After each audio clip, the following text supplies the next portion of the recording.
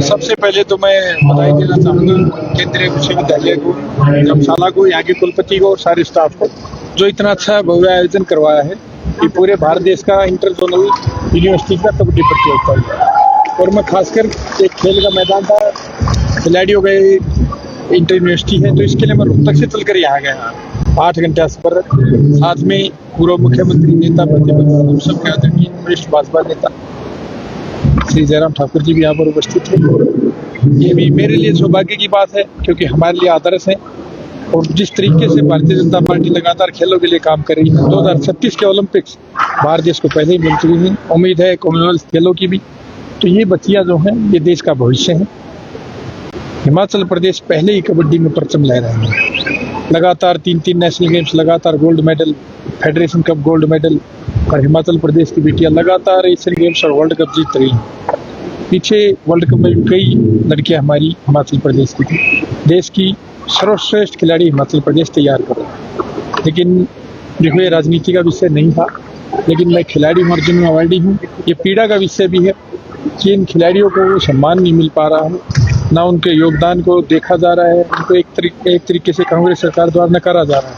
क्योंकि मैं हरियाणा प्रदेश से आता हूँ, जो इस तरीके से हरियाणा प्रदेश में खिलाड़ियों को 6-6 करोड़ रुपए मिलते हैं अंतर्राष्ट्रीय स्तर पर गोल्ड मेडल लाने के लिए, और बड़ी बड़ी सरकारी नौकरियाँ। मेरे साथ के कई सीनियर खिलाड़ी भी आज भी नौकरी के लिए तरस रहे। ये बड़ी ही दुखद घटना है और मुझे पीड़ा हुई है क्योंकि इतनी दूर से मैं आया था देखने के लिए कि केंद्रीय विश्वविद्यालय पूरे भारत देश की बच्चियों के लिए, पूरे भारत देश से यहाँ पर 224 कबड्डी खिलाड़ी खेलने के लिए आई हैं, जिनका उज्जवल भविष्य होगा, आगे चलकर देश के लिए खेलेंगे।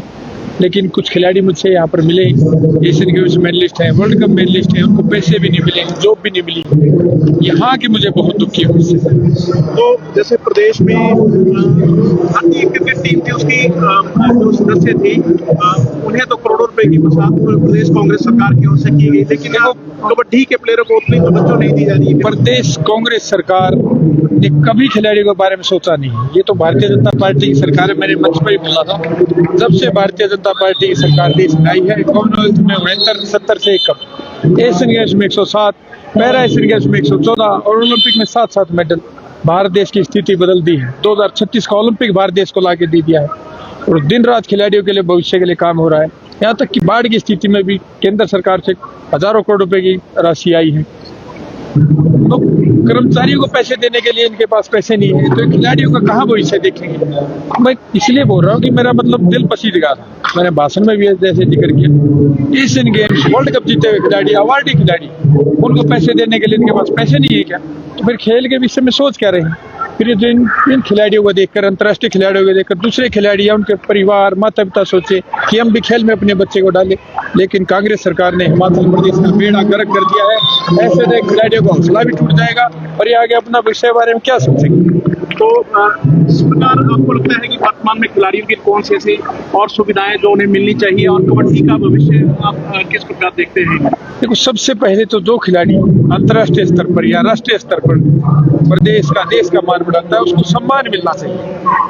वहीं से दूसरे खिलाड़ियों की नींव तैयार होती है, हौसला अफजाई होता है। अगर हम पहले उस चीज के ऊपर ध्यान दें, अगर उन खिलाड़ियों को इतनी बड़ी धनराशि मिले, उनका मान सम्मान, तो उन्होंने देश का तिरंगा लहराया, राष्ट्रीय गान दूसरे देश में बजवाया है, तो उसको देखकर दूसरे खिलाड़ियों को हौसला बढ़ेगा। और फिर जो डिस्ट्रिक्ट लेवल पर जो हमारी खेल की नर्सरियां हैं, जैसे राष्ट्रीय स्तर पर केंद्र सरकार की तरफ से खेलो इंडिया स्कीम दी गई, खेलो इंडिया अकेडमी खोली गई, उन्हीं की खिलाड़ी है, साक्षी ठाकुर है, ज्योति है, बहुत सारी खिलाड़ी जो वर्ल्ड कप एशियन गेम जीते हैं।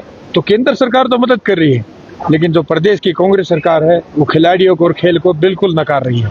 मैं मीडिया के माध्यम से आप सभी साथियों से ये दरखास्त चाहूंगा कि पूरे प्रदेश भर में ये बात पहुंचाई जाए और जो कांग्रेस सरकार ने खिलाड़ियों का बेड़ा गर्क करने का काम उठा रखा है, उसका विरोध भी किया जाए।